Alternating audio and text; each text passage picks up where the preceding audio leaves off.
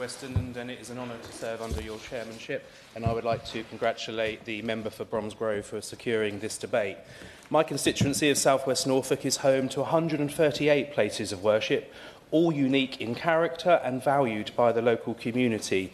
That includes Wigan Hall St German's Church just outside King's Lynn, a 13th century Grade 1 listed church who wrote to me just recently about this very topic being debated. I am a proud Norfolk boy, and I remember vividly the English poet and writer John Betjemen, who spoke about how Norfolk would not be Norfolk without a church tower on the horizon or round a corner up a lane. We cannot spare a single Norfolk church, he said. When a church has been pulled down, the country seems empty or is like a necklace with a jewel missing. Now, I cannot come up with words quite as poetic as John Betjemen, but I can tell you that the churches in my constituency are treasured, and in many cases they are of an historic nature. We must make sure that we are preserving them for future generations to come, as previous generations have done so for us. Nearly half of all Grade 1 buildings in England are churches. These buildings are largely run by volunteers who have to raise the funds needed for repairs.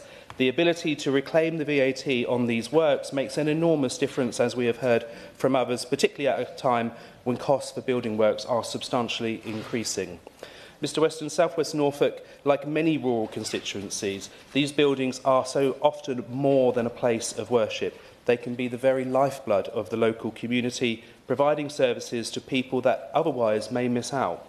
One church in South West Norfolk which I think exemplifies this is St Mary's in Feltwell, and I was fortunate enough to visit this church in 2024, and I was deeply impressed by the work that they do to support their local community in Feltwell.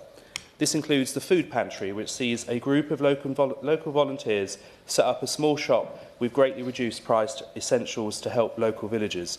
They also provide crisis packs free of charge to those in need, and this initiative is run alongside their regular coffee mornings and their community group, which provides free access to computers and the internet, a provision which sadly too in many rural communities many do not have access to. And I was grateful to...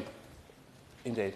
I thank my honourable friend for giving way, and does he agree with me that it's imperative that the listed places of worship scheme or a replacement is put in place in short order, not least because this isn't just about buildings, but this is also about supporting communities, such as that in Horwich, which attend Horwich Parish Church, where many worshippers have contacted me about making sure that places of worship are retained for future generations to use, but also to provide important spiritual and community support for people in my Bolton West constituency.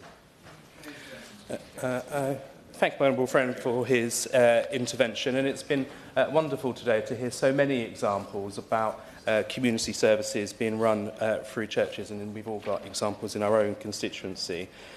When I went to Feltwell, I was so impressed by Sue Garland and the other volunteers for the work that they do, and it was a joy to see that they are preserving the building, but importantly giving it life and purpose. Mr Weston, these provisions are crucial and highlight what our local places of worship provide in their communities, and that is why I believe it is vital that we do all that we can to support the maintenance of places of worship. And I would welcome the Minister clarifying whether the grant scheme can be renewed for another year, as we have heard. St Mary's, which I mentioned earlier, is just one of 20 churches in South West Norfolk which has benefited from the listed places of worship grant scheme in the last financial year. However, they remain on the Heritage at Risk register and in desperate need of repair. That is why I urge the Minister to consider what can be done to protect our most precious historic places of worship. Thank you.